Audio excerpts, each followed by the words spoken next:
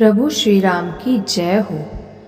काकभुशुंडी जी ने कहा, प्रभु राम ने गिद्ध जटायु की जिस प्रकार क्रिया की, कबंध का वध करके शबरी को परम गति दी, और फिर जिस प्रकार विरह वर्णन करते हुए श्री रघुवीर जी पंपा सर के तीर पर गए, वह सब कहा।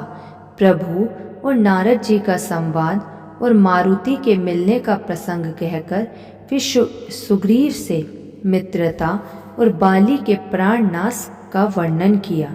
सुग्रीव का रास तिलक करके प्रभु ने प्रवर्षण पर्वत पर निवास किया, वह तथा वर्षा और शरद का वर्णन, श्री राम जी का सुग्रीव पर रोष और सुग्रीव का भय आदि प्रसंग कहे।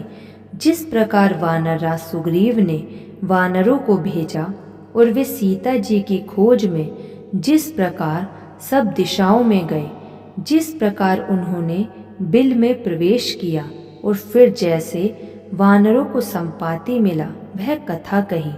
संपाति से सब कथा सुनकर पवन पुत्र हनुमान जी जिस तरह अपार समुद्र को लांघ गए, फिर हनुमान जी ने जैसे लंका में प्रवेश किया और फिर जैसे सीता जी को धीरज दिया, सो सब कहा।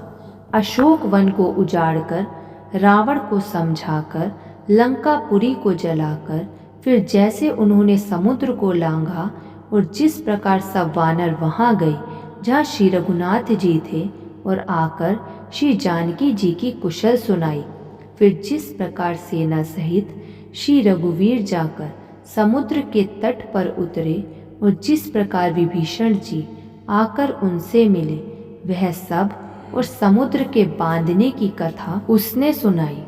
पुल बांधकर जिस प्रकार वानरों की सेना समुद्र के पार उतरी और जिस प्रकार वीर श्रेष्ठ बालीपुत्र अंगद दूत बनकर गए, वह सब कहा।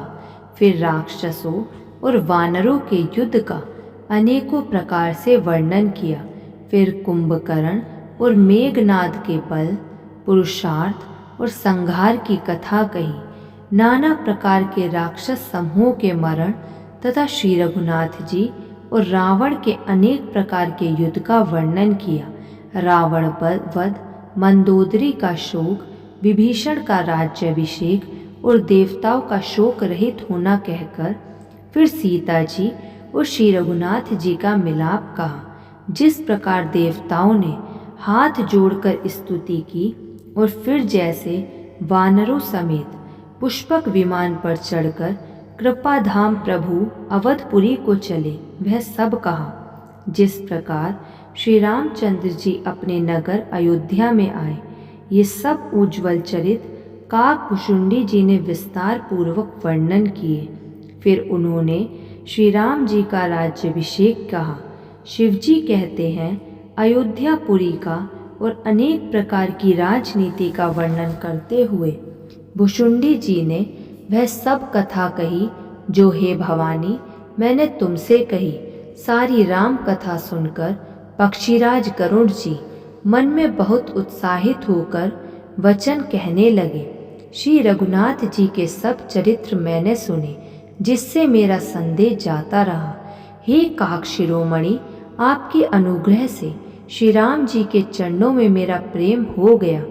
युद्ध में प्रभु का नागपाश से बंधन देखकर मुझे अत्यंत मोह हो गया था कि श्री राम जी तो सच्चिदानंद घन हैं, वे किस कारण व्याकुल हैं। बिल्कुल ही लौकिक मनुष्यों का सच्चरित्र देखकर मेरे हृदय में भारी संदेह हो गया। मैं अब उस संदेह को अपने लिए हित करके समझता हूँ। कृपा निधान ने मुझ पर यह बड़ा अनुग्रह किया। जो धूप से अत्यंत व्याकुल होता है, वही वृक्ष की छाया का सुख जानता है। हे तात, यदि मुझे अत्यंत मोह न होता तो मैं आपसे किस प्रकार मिलता और कैसे अत्यंत विचित्र यह सुंदर हरि कथा सुनता, जो आपने बहुत प्रकार से गाई है। वेद, शास्त्र और पुराणों का यही मत है। सिद्ध और मुनि भी यही कहते हैं।